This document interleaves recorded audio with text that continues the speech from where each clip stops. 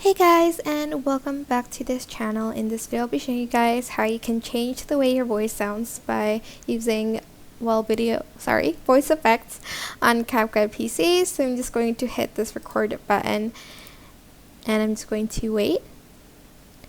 Hey guys, and welcome back to this channel. That's all I know how to oops, I forgot to change the input device. That's why the voice isn't there.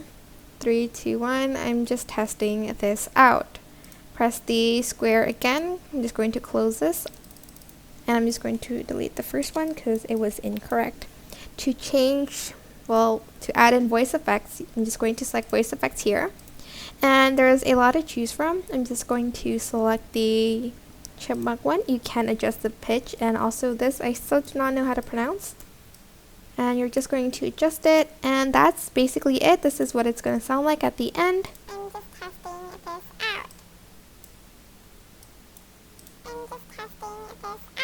I hope this tutorial is helpful for you guys. Don't forget to like, comment, share, and also subscribe to this channel if you haven't done that already. If you have any questions, just leave it in the comment section down below. Thank you so much for watching. Bye!